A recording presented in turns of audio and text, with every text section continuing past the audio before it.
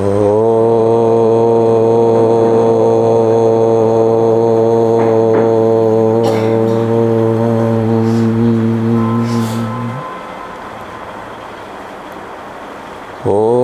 సహనా భవతు సహనౌ భునక్తు సహ వీర్యం కరవావహై తేజస్వినావధీతమస్తు మా విద్విషావహై. ఓం శాంతి శాంతి శాంతి. ఓం శ్రీ గణేశాయ నమః. ఓం శ్రీ సరస్వత్యై నమః. ఓం శ్రీ గురుభ్యో నమః. సదాశివసమారంభాం శంకరాచార్యమధ్యమాం అస్మదాచార్యపర్యంతం వందే గురుపరంపరాం. శృతిస్మృతిపురాణానాం ఆలయం కరుణాలయం నమామి భగవత్పాద శంకరం లోకశంకరం. సమస్తజనకల్యాణే నిరతం కరుణామయం నమామి చిన్మయం దేవం సద్గురుం బ్రహ్మవిద్వరం. మూకం కరోతి వాచాలం పంగుం లంఘయతే గిరిం యత్కృపాతమహం వందే పరమానందమాధవం పరమానందమాధవం. శ్రీకృష్ణ. సాయిరామ్. పెద్దలు అన్నాజీ గారు వారి యొక్క అభిమానాన్ని నా మీద అలా చాటుకున్నాడే కానీ నిజానికి నాకు పెద్దలు చెప్పినంత యోగ్యత లేదు. భగవంతుడు ఎంతవరకు అనుగ్రహిస్తే నా యోగ్యతను బట్టి అంతవరకు మాట్లాడే ప్రయత్నం చేస్తాను.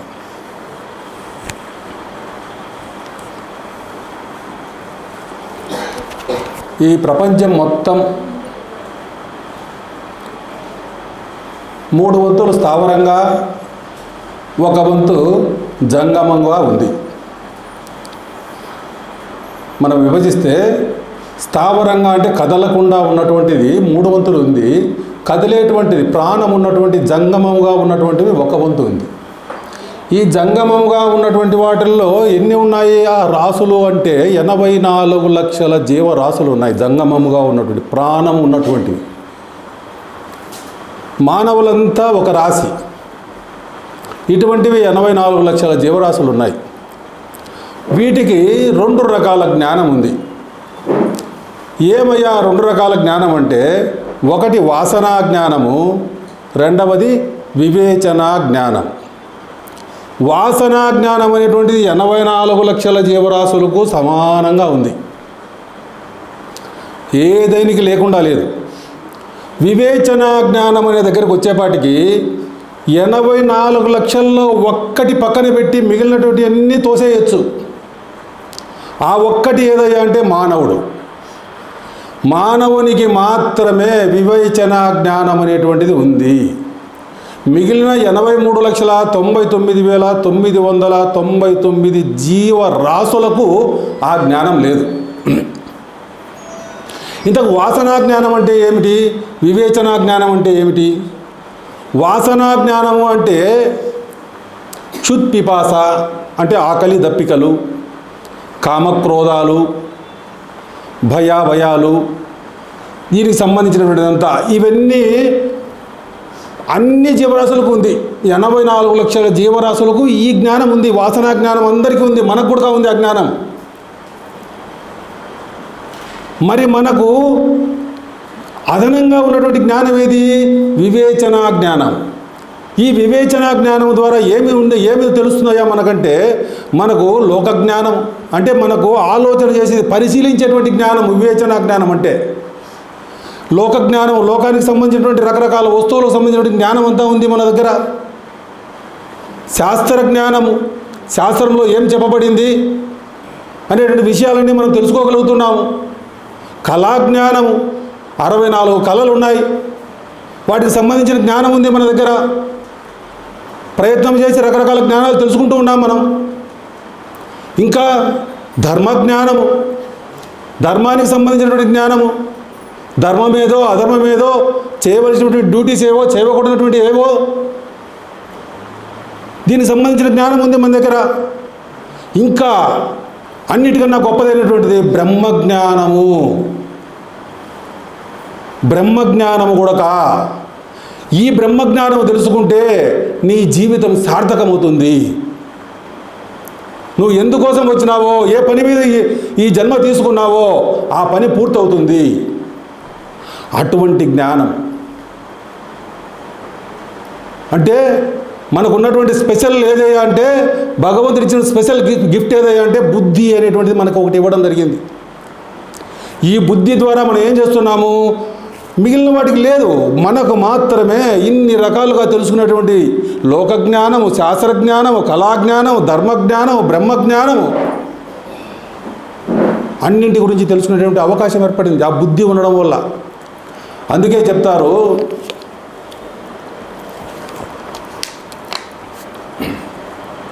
ఆహార నిద్ర భయమైతూనం సామాన్యమేద పశుభిః నరాణాం బుద్ధి తేషో అధికో విశేష బుద్ధి విహీన పశుభిః సమానః అంటారు. ఆహార నిద్ర భయము మైథునము, కోరికలు, రకరకాల కోరికలు, తినేది పండుకునేది రాసుకునే రకరకాల భయాలు కోరికలు, ఇవన్నీ కూడా సామాన్యం. ఏతత్ సామాన్యం, ఇవన్నీ సామాన్యమే. ఎవరికి? పశుభిః మనిషిన, ఇద్దరికి కూడా. ఈ మనం చెప్పుకున్నటువంటి అన్ని సమానమే, ఏం మనకు గొప్పతనం లేదు. అవన్నీ వాటికి ఉన్నాయి, మనకు ఉన్నాయి. మనకున్నటువంటి విలక్షణమైనటువంటి ఏది? బుద్ధి తేషాం, మనకు మానవులకు బుద్ధి అధికో విశేష. విశేష అంటే ఎక్కువగా, స్పెషల్గా మనకు విశేషంగా మనకు ఇవ్వబడినది ఏదయ్యా అంటే, భగవంతుడి గిఫ్ట్ ఏదయ్యా అంటే బుద్ధి అనేటువంటిది మానవునికి అధికంగా ఉంది. దానిని ఉపయోగపెట్టుకుంటే నీవు ఏ పని చేయాలో, ఏది సాధించాలో అది సాధించుకోగలవు. ఒకవేళ దాన్ని నువ్వు ఉపయోగపెట్టుకోకపోతే బుద్ధి విహీన, నీకు ఇచ్చినటువంటిది ఎందుకు? ఈ జన్మకు గొప్పతనం ఎక్కడి నుంచి వచ్చింది? బుద్ధి ఉండబట్టి ఈ జన్మకు గొప్పతనం వచ్చింది. ఆ బుద్ధిని కనుక నువ్వు ఉపయోగపెట్టుకోకపోతే పశుభిః సమానః, ఇక నీకు పశువులకు తేడా లేదు, నీవు కూడా పశువుతో సమానమే. అంటే మనకి ఏమర్థమవుతుంది? మనకు ఎందుకు స్పెషాలిటీ ఎందుకు వచ్చింది? జంతువునాం నరజన్మ దుర్లభం అంటున్నారు. ఇటువంటి జన్మ రాదు నీకు. 84 లక్షలు స్పెషల్గా ఉన్నటువంటి జన్మ ఇది. ఇటువంటి జన్మ నీకు ఈ జన్మ నుంచి మాత్రమే నువ్వు ఎక్కడికి ప్రయాణం చేయాలో అక్కడికి ప్రయాణం చేసే అవకాశం ఇక్కడ మాత్రమే ఉంది, వేరే ఎక్కడా లేదు. ఈవెన్ దేవతా లోకాలలో కూడా లేదు. అటువంటి ఉత్తమోత్తమైనటువంటి జన్మం మనం పొంది బుద్ధి ఇచ్చినాడు కాబట్టి ఆ బుద్ధిని ఉపయోగపెట్టుకొని మనం ఏదైనా ప్లాన్ చేసి సాధించవచ్చు, సాధించే అవకాశం ఉంది. మనం అది సాధించేటువంటిది మోక్ష పురుషార్థం వరకు సాధించవచ్చు మనం. అందుకే మన డెవలప్మెంట్ నడుస్తుంది, మనం చూస్తూ ఉన్నాం. ఆది మానవుని పరిస్థితి ఎలా ఉండింది, అతని జీవన విధానం ఏ విధంగా ఉండింది, ఈరోజు మన నాగరిక మానవుడు జీవన విధానం ఎలా ఉంది? ఆ రోజు ఉన్నట్టే ఈరోజు ఉన్నాడా? లేదు. ఆ రోజు పరిస్థితులు, ఆ రోజు అతనికి ఉన్నటువంటి జీవన విధానం వేరు, ఇప్పుడు మనం జీవిస్తున్నటువంటి విధానం వేరు, మారిపోయింది, ఎంతగానో మారిపోయింది. ఏ రకంగా ఏ డైరెక్షన్లో నువ్వు చూసుకున్నా శాస్త్రీయంగా నాలెడ్జ్ పరంగా ఏదైనా నువ్వు తీసుకో, అన్నింటి యందు మనలో బాగా మార్పు పురోగతి సాధిస్తూ ఉన్నాము. కాబట్టి ఈ బుద్ధి ఇవ్వడం వల్ల అదే మానవులకు అవకాశం ఉంది. మానవులకు కాకోకుండా మిగిలినటువంటి జీవులకు మనం చూస్తే అవి సృష్టి ఆరంభంలో వాటి స్వభావం ఏ విధంగా ఉందో, వాటి యొక్క జీవన విధానం ఏ విధంగా నడుస్తూ ఉందో, ఈ రోజుటికి కూడా వాటి జీవన విధానంలో ఏ మార్పు లేదు. సృష్టి ఆరంభంలో మనలో మార్పు వస్తుంది. మనకెందుకు మార్పు వస్తుంది? మనకు ఉన్నటువంటిది ఏది? బుద్ధి అనేటువంటిది మనకు ఉంది కాబట్టి మనము ముందుకు పోతూ ఉన్నాము, ఎదుగుతూ ఉన్నాము, తెలుసుకుంటూ ఉన్నాము. లోకజ్ఞానం తెలుసుకుంటున్నాము, శాస్త్రజ్ఞానం తెలుసుకుంటున్నాం, ధర్మజ్ఞానం తెలుసుకుంటున్నాం, కళాజ్ఞానం తెలుసుకుంటున్నాం, బ్రహ్మజ్ఞానం గురించి కూడా తెలుసుకుంటూ ఉన్నాం. వాటికి అది లేదు. కాబట్టి సృష్టి ఆరంభంలో వాటి జీవన విధానం ఏ విధంగా ఉందో ఈ రోజుటికి అలాగే ఉంది. మనం ఆలోచన చేస్తే ఒక పక్షి గూడు కట్టే పరిస్థితి మనం చూస్తే పక్షి సృష్టి ఆరంభంలో అది ఏ రకంగా ఎంతో టెక్నికల్గా ఎంతో అద్భుతంగా ఒక గూడు అల్లుతుంది. అది ఇప్పుడు కాదు, ఆ సృష్టి ఆరంభంలో అదే విధంగా అల్లుతుంది. మరి ఈరోజు ఏమైనా పురోగతి ఉందా? లేదు. ఆ విధంగానే అల్లుతూ ఉంది. కొన్ని వేల కోట్ల సంవత్సరాలు అయిన తర్వాత కూడా అది అంతే, దాంట్లో లేదు, దానికి జ్ఞానం, దానికి బుద్ధి లేదు, దాని జీవన విధానంలో మార్పు ఉండదు. ఒక కుక్కగా పుడుతుంది, కుక్కగా జీవిస్తుంది, కుక్కగా మరణిస్తుంది. అంటే అర్థమైంది, వాటి జీవన విధానం అంతే. పుట్టింది, ఆ జీవన విధానం కుక్క ఏ విధంగా జీవిస్తుందో ఆ విధంగా జీవిస్తుంది. దాన్ని మరణించిన తర్వాత అది కుక్క అంతే, మార్పు ఉండదు. ఇక మళ్ళీ కుక్క పుట్టినా అదే మాదిరే ఉంటుంది దాని జీవన విధానం కూడా. ఎన్ని కుక్కలన్నా పుట్టు, ఎన్నైనా చెయ్యి, ఏమన్నా చెయ్యి, వాటి జీవన విధానం అది ఆ విధంగానే ఉంటుంది. అదే ఒక మనిషిగా పుడతాడు, పుట్టి సాత్విక గుణాలు, దైవిక ప్రవృత్తులు, దైవిక గుణాలు కలిగి మాధవునిగా జీవించే ప్రయత్నం, మాధవునిగా జీవిస్తాడు. తర్వాత మాధవునిలో ఐక్యమవుతాడు. ఒక మనిషిగా పుడతాడు, రాక్షస ప్రవృత్తులు, రాక్షస గుణాలు కలిగి రాక్షసునిలాగా జీవిస్తాడు, రాక్షసునిలాగా మరణిస్తాడు.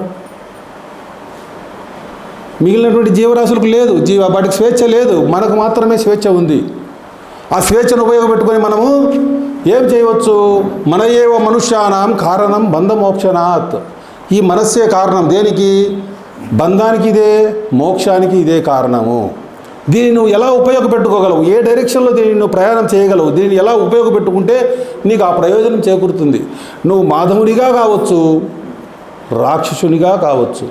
అందుకే అంటుంటాం మనం చాలామందిని ఎవరన్నా చూస్తున్నప్పుడు, రాముడు లాంటి మనిషి ఆయన గుణాలు ఎటువంటివి, అంత మంచివాడు, వీడు రాక్షసుడు అండి, వీడు రావణాసుడు అంటాం. ఎందుకంటాము? వాడు మనిషే, కానీ వాడి గుణాలను బట్టి వాడు ఎవడంటే వాడు రాక్షసుడు అయిపోయినాడు. అతను మనిషే, కానీ అతని గుణాలను బట్టి అతను దైవంతో సమానం అయిపోయినాడు. కాబట్టి మనకు స్వేచ్ఛ ఉంది. అందుకే మనము మనిషి దైవంగా మారుతున్నప్పుడు జీవన్ముక్తి అన్నారు. ఇక్కడే జీవించి ఉండగానే ముక్తి పొందడం. మనం భగవంతుని చేరుకోవడం అనేటువంటిది ఏదో ప్రయాణం చేసి అక్కడెక్కడో భగవంతుడు కైలాసంలోనో ఎక్కడో వైకుంఠంలోనో భగవంతుడు ఉన్నాడు, ఇక్కడ నుంచి మనం ప్రయాణం చేసి అక్కడికి పోవాలి, అక్కడికి పోయి అక్కడ భగవంతుని చేరుకోవాలనేది లేదు. భగవంతుడు జ్ఞానం కలిగిందా నీకు? భగవంతుడు ఎక్కడో లేడు, అంతటా ఉన్నటువంటి ఆ పరమాత్మ నీకన్నా దూరంగా ఎక్కడున్నాడు? నువ్వు కాకుండా ఆయన ఎక్కడున్నాడు? నిన్ను పక్కకు పెడితే ఆయనకు విలువేముంది? నిన్ను తీసేస్తే ఆ పరమాత్మలోంచి అంతటా వ్యాపించి ఉన్నాడు పరమాత్మ. అంతటా వ్యాపించి ఉన్న పరమాత్మ ఇప్పుడు నీవు కాకుండా పోతే ఆయనకు అంత శక్తి లేదు. అంతటా వ్యాపించి ఉన్నాడని పేరు లేదు అతనికి. ఇక్కడ లేడు ఆయన అల్పుడైపోతాడు. సర్వత్ర వ్యాపించి ఉన్నటువంటి వాడు కాకుండా పోతాడు.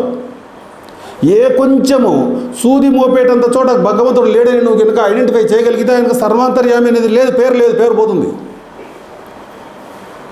కాబట్టి నీవు ఆ జ్ఞానం ద్వారా తెలుసుకుంటే నీవు కూడా పరమాత్మవే. అందుకే మనము తెలుసుకున్నటువంటి వాళ్ళు ఏమవుతున్నారు? జీవన్ముక్తులు అవుతున్నారు. ఇక్కడ జీవించి ఉండగానే వాళ్ళు ఆ స్థితిని పొందుతూ ఉన్నారు. దేహం వదిలిపెట్టిన తర్వాత విదేహముక్తులు అవుతూ ఉన్నారు. కాబట్టి ఇదంతటికీ కారణం ఏమైంది? జ్ఞానం. ఈ జ్ఞానాన్ని మనము, ఈ బుద్ధిని మనము, ఇచ్చినటువంటి బుద్ధిని మనము ఉపయోగపెట్టుకుంటున్నామా లేదా? ఏ విధంగా దుబారా చేస్తూ ఉన్నాము? బాలాస్తావత్ క్రీడాసక్త, తరుణాస్తావత్ తరుణీసక్త, వృద్ధాస్తావత్ చింతాసక్త, పరమే బ్రహ్మని కో అపినసక్త. ఈ విధంగా దుబారా అయిపోతుంది. చిన్న వయసులో రకరకాల ఆటపాటలు, వాట ఎందు మనసు ఉంది కానీ భగవంతుని ఎందు మనస్సు లేదు. అప్పుడు చెప్తే అప్పుడంతా మనకు ఈ మాయ ఆకర్షిస్తూ ఉంది. మనకు ఈ ప్రపంచంలో ఉన్నటువంటి రకరకాల ఎన్ని మనల్ని ఆకర్షిస్తున్నాయి. అప్పుడు ఏది ఆకర్షిస్తున్నాయి? మనకు ఆటపాటలు. వాటి ఎందు ఆసక్తులమై ఉన్నాం. పోనీలే కొంత యుక్త వయసు వచ్చిన తర్వాత ఏమైనా మనకు ఆ బ్రహ్మజ్ఞానం తెలుసుకునేదానికి ఇష్టం వస్తుందా, బుద్ధి ఏమైనా అటువైపు ప్రయాణం చేస్తుందా అంటే తరుణాస్తావత్ తరుణీ ఆసక్త. యుక్త వయసులో రకరకాలైనటువంటి కోరికలు, ఆ కోరికల ద్వారా ఆ కోరికలు తీర్చుకునే ప్రయత్నాలు, రకరకాల పొందే ప్రయత్నాలు, వాటి యందు మనస్సు తిరుగుతూ ఇటువైపు మనం చూడడం లేదు. పోనీ అది కూడా సరే, అది కూడా ఏదో యుక్త వయసులో ఆ విధంగా చేయక తప్పదు అనుకుంటే వృద్ధ వయసులో వృద్ధాప్యం వచ్చిన తర్వాత వృద్ధాస్తావత్ చింత ఆసక్త. మనల్ని ఎప్పుడు పట్టుకొనే ఉన్నాయి, ఏదో ఒకటి పట్టుకొనే ఉన్నాయి, వదిలిపెట్టడం లేదు. ముసలితనం వచ్చిన తర్వాత జరిగిపోయినటువంటి విషయాల గురించి ఆ రోజు ఆ విధంగా చేసి ఈ రోజు నేను ఈ కర్మ అనుభవిస్తున్నాను, ఆ రోజు నేను ఇట్లా చేసుకుంటే బాగుండు, ఆ రోజు ఈ విధంగా ఉంటే బాగుండు, నేను ఇప్పుడు నా తలకు నేనే తెచ్చుకున్నాను, అది ఏదో రకరకాలైనటువంటి విషయాలన్నీ కూడా ఆలోచన చేస్తూ చింతలు చేస్తూ సమయాన్ని వృధా చేస్తూ ఉన్నాము. పరమే బ్రహ్మని కహ అపినసక్త. ఆ పరమాత్మ బ్రహ్మం తెలుసుకోవాలని, పరమాత్మ పొందాలనేటువంటి కోరిక ఎవరికి ఉంది?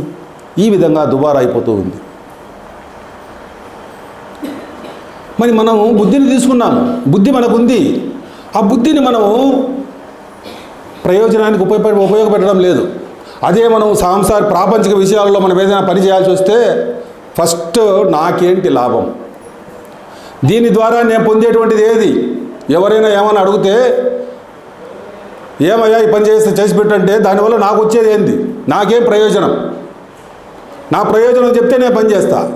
బాగానే ఉంది, ప్రయోజనం అడుగుతున్నావు, నీకేదో ప్రయోజనం అయితేనే నువ్వు పని చేస్తావు, ప్రయోజనం లేకుండా మనం పని చెయ్యం. ప్రయోజనము చూసే దానివల్ల నీకు లాభం ఉందంటే, నీకు ఉపయోగం ఉందంటే నువ్వు పని చేస్తావు, ప్రయోజనం లేకపోతే పని చేయవు. బాగానే చెప్తున్నావు. మరి నీ జన్మ గురించి, నీ జన్మ యొక్క ప్రయోజనం గురించి నీవు ఏ రోజైనా ఈ క్వశ్చన్ వేసుకున్నావా? ఈ జన్మ ఎందుకు, దేనికోసం వచ్చింది ఈ జన్మ, ఏ ప్రయోజనం ఉద్దేశించి ఈ జన్మ వచ్చింది మనకు అనేటువంటి ఏ రోజైనా నువ్వు ఈ క్వశ్చన్ వేసుకున్నావా? అది మనం వేయం. ఈ జన్మే ఎందుకో తెలియదు. ఈ జన్మ వచ్చిన తర్వాత దీనితో ఏదో చేసేటువంటి అన్ని ప్రయోజనాలు కావాలి. దీని ప్రయోజనం, అసలు ప్రయోజనం వదిలిపెట్టేసినాం. ఈ జన్మ యొక్క ప్రయోజనం పట్టుకోలేదు మనం. ఈ ప్రయోజనాన్ని వదిలిపెట్టి మిగిలినటువంటి అన్ని చిల్లర అన్నీ కూడా ప్రయోజనాలు కావాలి. ప్రయోజనం ఉంటే పని చేస్తాను, లేకపోతే చేయను. మరి ఈ జన్మ ప్రయోజనం ఏది? మోక్షాన్ని చెందడం, మోక్షాన్ని పొందడమే, ఆ పరమాత్మను చేరుకోవడమే ఈ జన్మ యొక్క ప్రయోజనం. మరి అది సాధించాలంటే నీకేం తెలిసి ఉండాలి? నీకు మనకు ఏదైనా ఒకటి చేరాలంటే, ఒకటి పొందాలంటే ఆ గమ్యము తెలిసి ఉండాలి, దానికి సాధన తెలిసి ఉండాలి. నీకు బుద్ధి ఉంది, ఆ బుద్ధి ద్వారా నువ్వు విచక్షణ చేసి నువ్వు ఎందుకు వచ్చినావో తెలుసుకోగలగాలి. తెలుసుకున్నావు, ఫలానా దానికోసం నువ్వు వచ్చినావని, మరి అక్కడికి చేరే సాధన కూడా నువ్వు తెలుసుకోవాలి కదా. అక్కడ చేరే సాధన నీకు తెలియకపోతే గమ్యం చేరడం వీలు కాదు. నీకు గమ్యము తెలిసి ఉండాలి, సాధన తెలిసి ఉండాలి. కేవల సాధనతో గమ్యము చేరలేవు. గమ్యము తెలుసు, సాధన లేదు నీ దగ్గర, ఉపయోగం లేకుండా పోతుంది. మనం ఎక్కడికైనా ప్రయాణం చేయాలి. ఇప్పుడు సపోజ్ మనం ఢిల్లీకి ప్రయాణం చేయాలి. ఢిల్లీకి ప్రయాణం చేయాలంటే మనకు సాధనలు తెలిసి ఉండాలి. దేని ద్వారా పోవచ్చు మనం? ట్రైన్ ద్వారా, ఫ్లైట్ ద్వారా, బస్సు, కారు ద్వారా రకరకాల సాధనలు ఉన్నాయి. నీకు ఈ సాధనలు తెలియదు అనుకో, మనం ఇట్లా పోవాలని తెలియదు అనుకో, నీకు సాధనల గురించి నీకు అవగాహన లేదు, నువ్వు ఎలా పోతావు? నువ్వు పోలేవు. పోని నీకు సాధన తెలుసు, నీకు ఎక్కడికి చేరుకోవాలో తెలియదు. మనము బస్సు ఎక్కుతాము, ఏ ఊరికి పోవాలో తెలియదు. ఏ ఊరికి పోవాలో తెలియకపోతే ఎక్కడికి చేరుతావు నువ్వు? ఏ బస్సు ఎక్కాలి నువ్వు? ఏ ఊరికి ఏ గమ్యం చేరాలనో ఆ గమ్యంకు సంబంధించినటువంటి బస్సును ఎక్కితే ఆ బస్సు సాధన అవుతుంది, ఆ బస్సు పోయేటువంటిది గమ్యం అవుతుంది. అంటే అర్థం ఏదయ్యా అంటే నీకు గమ్యము తెలిసి ఉండాలి, సాధన తెలిసి ఉండాలి. ఈ రెండిట్లో ఏ ఒక్కటి మిస్ అయినా ప్రయోజనము సున్నా. కాబట్టి మనకు అర్థమైంది, మనము ఎక్కడికి చేరవాలన్నా మనకు రెండు ఉండాలి, ప్రయోజనం ఉండాలి, సాధన ఉండాలి. ఇది యోగ్యమైనటువంటి జన్మ ఈ మానవ జన్మ. ఈ మానవ జన్మలో మనం దానిని పొందేదానికి అవకాశం ఉంది. జంతువునాం నరజన్మ దుర్లభం అని చెప్పారు కదా. మిగిలినటువంటి జన్మలన్నీ కూడా భోగ జన్మలు. భోగ జన్మలు అంటే కేవలము ప్రారబ్ధాన్ని తీసుకొని వస్తాయి, ఆ ప్రారబ్ధాన్ని అనుభవిస్తాయి, కానీ స్వతహాగా స్వేచ్ఛ లేదు. తన ఇష్ట ప్రకారము బతికేదానికి, తన ఇష్ట ప్రకారము ముందుకు పోయేదానికి వాటికి స్వేచ్ఛ లేదు. కేవలము ప్రారబ్ధాన్ని అనుభవిస్తాయి. ఒక్క మానవునికి ప్రారబ్ధం భోగజన్మే కాకుండా కర్మజన్మ.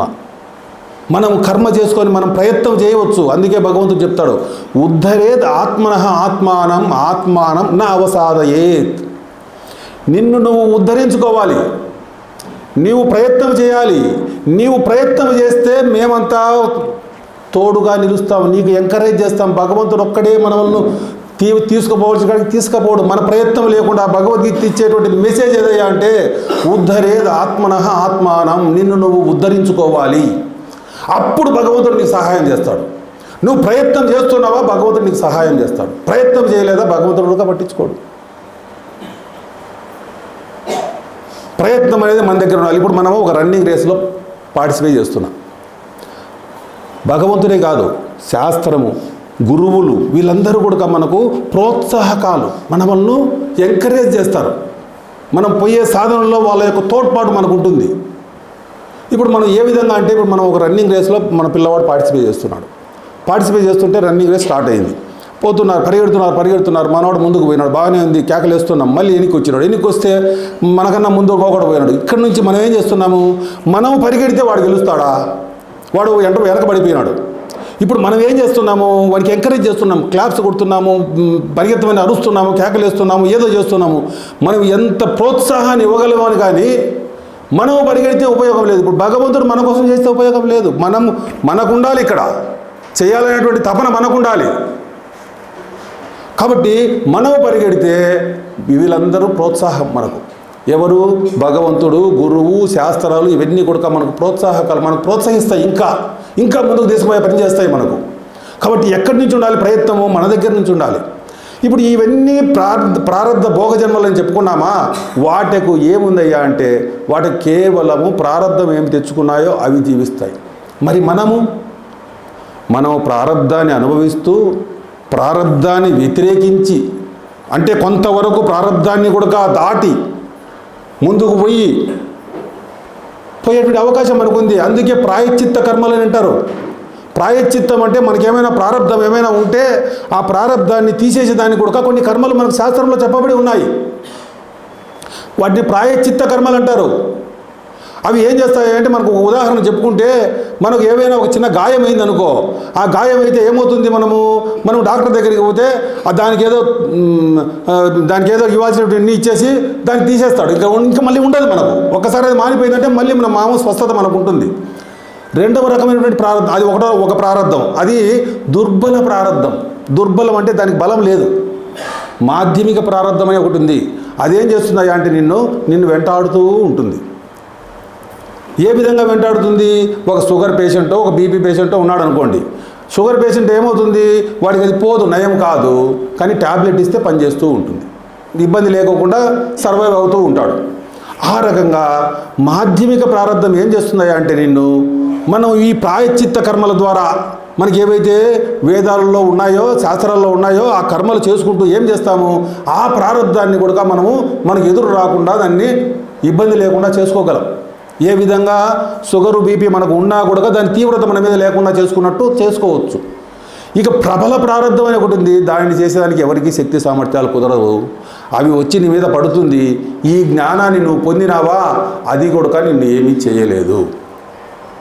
ఆత్మజ్ఞానం నువ్వు పొందగలిగితే ఏమవుతుంది తెలుసా, అవన్నీ కూడా నీకు సంబంధించినటువంటివి కాదు, అవన్నీ అనాత్మకు సంబంధించినటువంటివి. అవి ఈ ప్రారంధం దేని మీద పనిచేస్తుంది? అనాత్మ మీద పని చేయవలసిందే, కానీ ఆత్మ మీద పని చేయలేదు.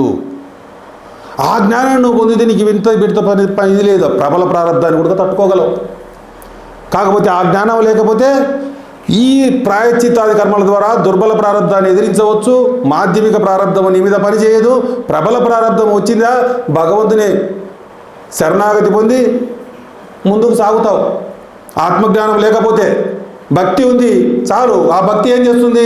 భగవంతుని దగ్గరికి తీసుకుపోతుంది, భగవంతుని శరణాగతి కోరుతుంది, భగవంతుని మీద భారం వేసేది అలవాటు చేసుకుంటాము, ముందుకు జరిగిపోతూ ఉంటుంది ఈ రకంగా. అయితే ఇన్ని జన్మలు ఉన్నాయి కదా, ఈ జన్మలలో మనకి ఏమవుతుంది?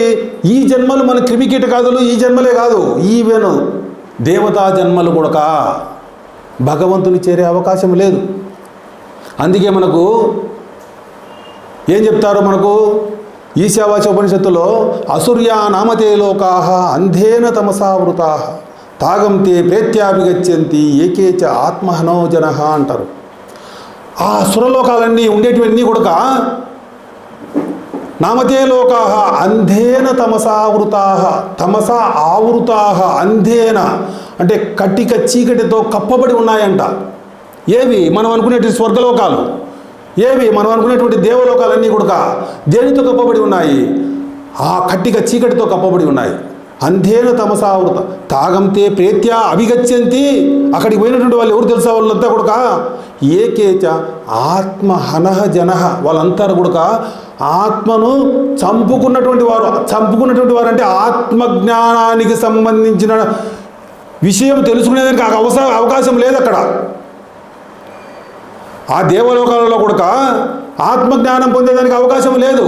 క్షీణే పుణ్యే మర్త్యలోకం విశంతి. అక్కడ మళ్ళా పుణ్యం ఎందుకు పోయినావు? నువ్వు అక్కడికి పుణ్యం సంపాదించుకున్నావు, ధర్మానికి సంబంధించినటువంటి ఇది సంపాదించుకున్నావు, అది సంపాదించుకున్నావు కాబట్టి అక్కడికి పోయినావు.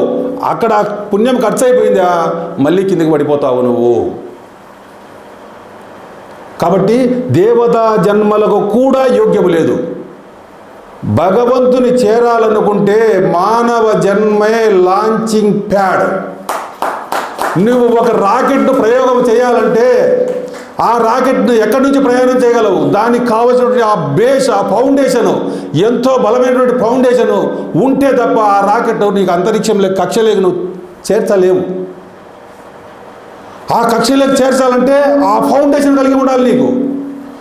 ఈ పరమాత్మ అనే కక్షలోకి ఈ మానవుడు అనేటువంటి రాకెట్ను పంపించాలంటే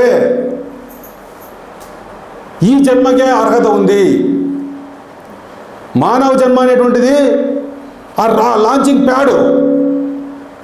ఈ జన్మ మనం పొందినాము, ఇక్కడి నుంచి మాత్రమే మనం పరమాత్మను చేరుకునేదానికి అవకాశం ఉంది, కానీ వేరే జన్మలకు అవకాశం లేదు. ఆ స్థితిని మనకు అటువంటి ఉత్తమోత్తమైనటువంటి జన్మ ఒక్క మానవ జన్మే. దేవతా జన్మలు కూడా దిగదుడిపే పనికిరావు. నువ్వు బ్రహ్మను పొందాలనుకుంటే దేవతా జన్మలు కూడా పనికిరావు. మానవ జన్మ ఒకటే యోగ్యత కలిగినటువంటిది. కాబట్టి ఈ జన్మ మనకు ఆ పరమాత్మను చేర్చేందుకు లాంచింగ్ ప్యాడ్. దీనిని మనం మిస్ చేసుకుంటే మళ్ళీ ఎన్ని జన్మలు ఎత్తవలసిన అవసరం ఉందో తెలియదు. 84 లక్షల జీవరాశులు ఉన్నాయి. మనం చేసినటువంటి కర్మలు, వాటి యొక్క వాసనలు ఏ విధంగా ఉన్నాయి ఎవరికి తెలుసు? అన్ని జన్మలలో ప్రవేశం చేసి మళ్ళీ రావాల్సి వస్తుందేమో మానవ జన్మకు. 84 లక్షల జన్మలు మళ్ళీ ఎత్తాల్సి వస్తుందేమో, లేకపోతే 40 లక్షల జన్మలు ఎత్తాల్సి ఇచ్చి తర్వాత మానవ జన్మకు వస్తావేమో. అటువంటి అవకాశాన్ని మళ్ళీ తీసుకుంటావా నువ్వు? ఇటువంటి జన్మ పొందినావు, ఇప్పుడు ఉంది కదా నీకు అవకాశము. ఈ అవకాశాన్ని వదిలిపెట్టి మళ్ళీ అవకాశం కావాలా నీకు? మళ్ళీ ఎప్పుడో మళ్ళీ 40 లక్షలకో 30 లక్షల జన్మలో ఎన్నో కొన్ని కోట్ల సంవత్సరాల తర్వాత మళ్ళీ నీకు ఈ అదృష్టం దొరికితే, ఎప్పుడో దొరికితే అప్పటి వరకు మళ్ళీ వెయిట్ చేస్తావు. ఇప్పుడు పోగొట్టుకొని మళ్ళీ అప్పుడు వెయిట్ చేస్తావా? అప్పుడు వెయిట్ చేస్తే మాత్రం అప్పుడు దుబారా చేసుకునే నమ్మకం ఏముంది? కాబట్టి ఇచ్చినటువంటి జన్మను సద్వినియోగం చేసుకునే ప్రయత్నం మనము ఇప్పుడే చక్కదిద్దుకోవాలి.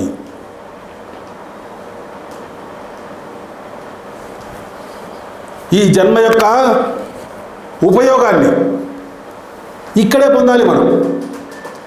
అటువంటి దాన్ని పొందాలంటే మనకు మార్గం ఏమి? ఏ విధంగా పొందాలి? అది పొందకుండా పోయేదానికి రకరకాల కారణాలు ఉన్నాయి. మనకు భజగోవిందంలో శంకర భగవత్పాదులు చెప్తారు, భజగోవిందం భజగోవిందం గోవిందం భజమూఢమతే సంప్రాప్తే సన్నిహితే కాలే నహి నహి రక్షతి డుక్రున్కరణే. నీకు కాలం మరణం ఎట్టుంది? సంప్రాప్తే సన్నిహితే, నీ దగ్గర వెయిట్ చేస్తూ ఉంది. ఎప్పుడు వస్తుందో తెలియదు నీకు మరణము. సంప్రాప్తే సన్నిహితే, సంప్రాప్తే దగ్గరగా, సన్నిహితే నీ దగ్గరగా ఉంది. కాలే నహి నహి రక్షతి, ఎవడు నిన్ను రక్షించలేరు. నీవు ఇప్పుడు ఈ రకమైనటువంటి లోక డుక్రున్ కరణే, ఏ వ్యాకరణాలు ఆకరణాలు ఈ పనులు ఆ పనులు రకరకాల లోకాలకు సంబంధించినటువంటి రకరకాల విషయాలకు సంబంధించినటువంటి కార్యక్రమాలన్నీ చేసుకుంటూ నువ్వు ఇక్కడే ఉంటే నీవు వచ్చినటువంటి జన్మ గురించి మర్చిపోయి నువ్వు ఎందుకు వచ్చినావు ప్రయోజనాన్ని వదిలిపెట్టి మిగిలిన కార్యక్రమాలని నెత్తికెత్తుకుంటే ఈ వచ్చినటువంటి జన్మ ఎందుకు వచ్చింది దీని గురించి మర్చిపోతే ఎవడు రక్షిస్తాడు నిన్ను? దీనికోసం మనకు మహాత్ములు ఉన్నారు, చెప్తూ ఉన్నారు, అయ్యా మనం ఈ విధంగా జీవించాలి ఆ విధంగా జీవించాలని, మన జీవన విధానంలో మార్పు తెచ్చుకోవాలి, మనం వచ్చింది దీనికోసం వచ్చినామని చెప్తూ ఉన్నారు. ఆ చెప్పింది మనం వినడం లేదే, ఇక్కడ వింటున్నాము, అక్కడికి పోతే మరి మర్చిపోతున్నాము.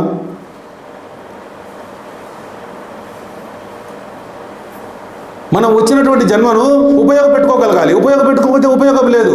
మరి దానిని పొందాలంటే ఏం చేయాలి? ఎక్కడుంది దాన్ని నేను పొందాలంటే? నాకు ఆ జ్ఞానం ఎక్కడి నుంచి అవకాశం ఉంది అంటే, ఆ జ్ఞానాన్ని పొందాలంటే నువ్వు వేదాలలో ఉంది, ఆ జ్ఞానం నిక్షిప్తమై ఉంది, ఆ జ్ఞానం వేదాలలో ఉంది. వేదాలు తెలుసుకుందామని ప్రయత్నం చేస్తావే మాయ అనంతం, అనంతమైనటువంటివి. దాన్ని నువ్వు తెలుసుకోవాలంటే నీ జన్మ నీకున్నటువంటి కాలం సరిపోకపోవచ్చు. మరి ఇంకెక్కడ ఎలా తెలుసుకోవాలంటే ఉపనిషత్తులు ఉన్నాయి. వేదాల నుంచి సారము ముందంతా కర్మకాండ రకరకాలైనటువంటి ధర్మజ్ఞానానికి సంబంధించినంతా కూడా ఉంది. ధర్మజ్ఞానాన్ని అంతా కూడా పక్కన పెట్టేసి బ్రహ్మజ్ఞానానికి సంబంధించినటువంటి విషయం అంతా ఉపనిషత్తులు చెప్తారు. ఆ ఉపనిషత్తుల్లో ఉంది ఆ జ్ఞానము. ఓయమ్మ, ఆ ఉపనిషత్తులు ఎన్ని ఉన్నాయో దాని గురించి తెలుసుకోవాలంటే 1108 అని కొందరంటారు, 108 అని కొందరంటారు. అవి కూడా అనంతంగా ఉన్నాయి. మరి వాటి యొక్క సారం ఎక్కడుందయ్యా అంటే, వాటి యొక్క సారము భగవద్గీతలో భగవంతుడు కృష్ణ భగవానుడు భగవద్గీతలో 700 శ్లోకాలలో నీకు నిక్షిప్తం చేసినాడు. వేదాల యొక్క సారము 700 శ్లోకాలలో నిక్షిప్తం చేసినాడు. అందుకే అంటారు, ఎందుకు అంత పవర్ఫుల్ కలిగినటువంటిది ఈ భగవద్గీత. కనుక నీకు అర్థమైందా, ఉపనిషత్తులన్నీ ఓపెన్ అయిపోతాయి, ఉపనిషత్తులు ఓపెన్ అయిపోతాయి. అట్లే వేదం అంతా నీకు ఓపెన్ అయిపోతుంది. ఎందుకు అది ఓపెన్ అవుతుంది? దాంట్లో ఉన్నటువంటిదంతా, దీంట్లో ఉన్నటువంటి ఈ సారం తీసుకొచ్చి ఇక్కడ పెట్టాడు. నీ బుద్ధి కనుక కొంచెం ఒక్కొక్కసారి నీ బుద్ధిలో కనుక విచక్షణ పెరుగుతూ వచ్చిందనుకో, బుద్ధిలో తెలుసుకునేటువంటి స్థితి పెరుగుతూ వచ్చిందనుకో, నీకు ఏమవుతుంది? నీకు ఈరోజు చదివినటువంటి భగవద్గీత శ్లోకం ఈరోజు నీకు అర్థమైంది, ఒక రీతిగా అర్థమైతే కొన్ని రోజుల తర్వాత నీ బుద్ధిలో విచక్షణ పెరిగితే అదే నీకు ఇంకా ఓపెన్ అప్ అయిపోతుంది, ఇంకా బాగా అర్థమవుతుంది. దాంట్లో ఉన్నటువంటి గూఢార్థాలు నీకు తెలుస్తూ వస్తాయి. పైపైన చదివితే ఒక అర్థము, బుద్ధి వివేకం పెరిగే కొద్దీ అర్థం మారుతూ ఉంటుంది. ఎంతవరకు మారుతుంది? వేదం అంతా ఓపెన్ అయ్యేంత వరకు. ఇది అణుబాంబు విస్ఫోటనం. ఇది విస్ఫోటనం జరిగితే వేదం ఓపెన్ అవుతుంది. వేదం అంతా కూడా నీకు ఎక్కడుంది? భగవద్గీతలో ఉంది.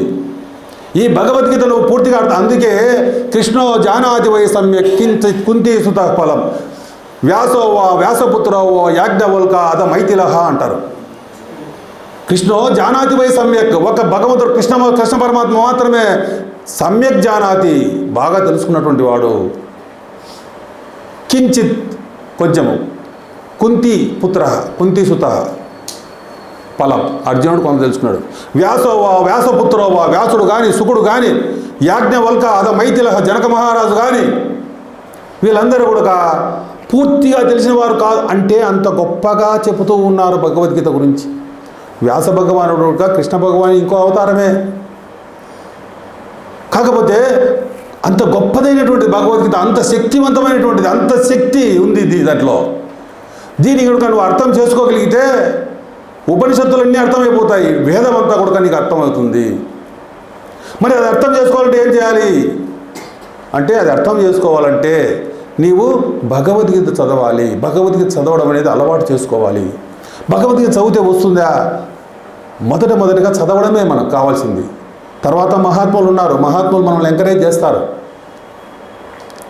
గీతా పాఠ అర్థ జిజ్ఞాస, గీతా పఠనం చేస్తూ ఉంటే మనకేం తెలుస్తుంది? అర్థ జిజ్ఞాస.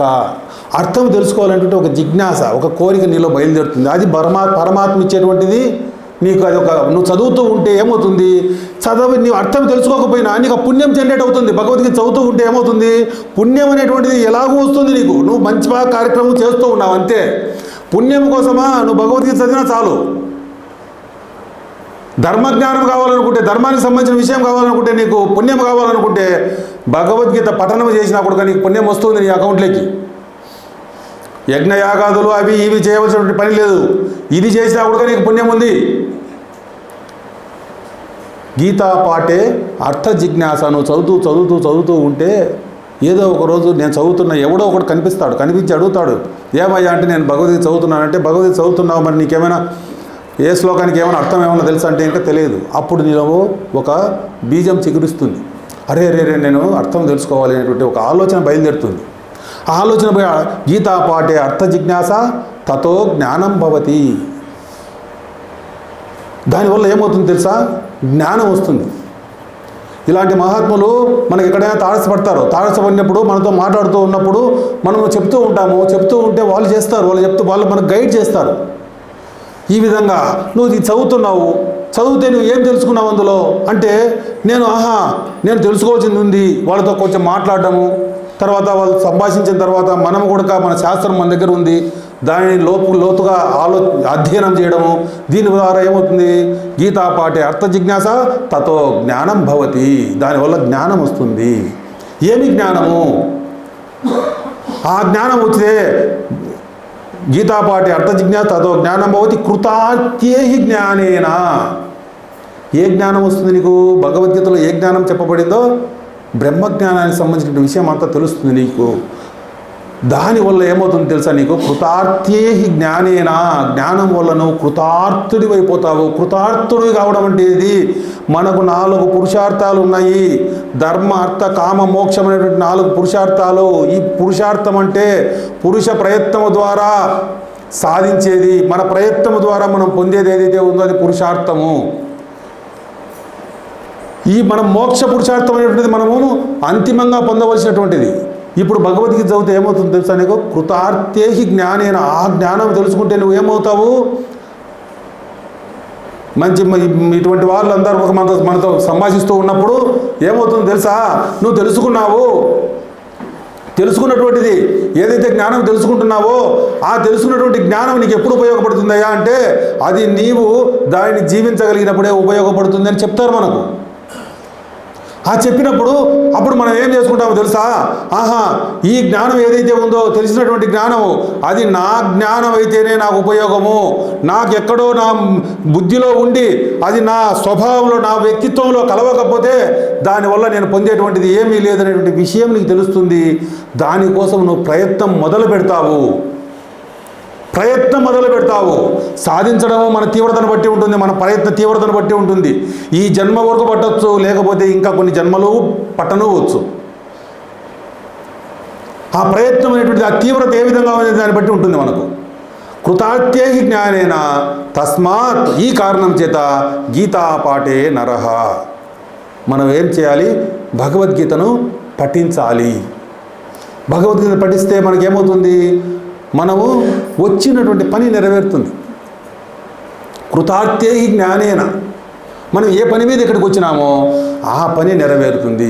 ఈ కారణంగా మనము భగవద్గీతను పఠించాలి. భగవద్గీతను పఠించకోకుండా మనము ఏమి చేయలేం. మనకు ఉన్నటువంటి ఒకే ఒకమైనటువంటి ఇది భగవద్గీత అనేటువంటిది మనకు పారాయణ గ్రంథం కాదు. మనం ముఖ్యంగా మన మైండ్లో ఉన్నటువంటి విషయాన్ని తీసేయాలి. భగవద్గీత పారాయణ గ్రంథం కాదు, అది మన జీవన విధానము. మనం నిత్యము జీవితంలో ఎలా జీవించాలని చెప్పేటువంటిది. చదివి జ్ఞానం తెలుసుకుంటే ఉపయోగం లేదు, అది మన జీవన విధానంలోకి రావాలి. ఇప్పుడు మనకు పాలు ఉన్నాయి, పాలల్లో చక్కెర వేసినాం. మనకు ఒకరింటికి పోతే పాలు ఇచ్చినారు, ఆ పాలు ఇచ్చితే మనం తాగుతున్నాము, కానీ మనకు తీపి అనిపించలేదు. మనం అడిగినాం, ఇంట్లో వాళ్ళని అడిగినాం, అమ్మ చక్కెర ఏమన్నా వేసినారు లేదంటే చక్కెర వేసినామండి అంటున్నారు వాళ్ళు. మరి మనకు తీపి రాలేదు. ఏమి కారణమైంది? 2 కారణాలు ఉన్నాయి. ఒక కారణం ఏది? తక్కువగా చక్కెర వేయడము. ఇంకో కారణం ఏది? దాన్ని కలియబెట్టకపోవడం. ఈ 2 కారణాలు ఉన్నప్పుడు అది నీకు తీపి బయటికి రాదు.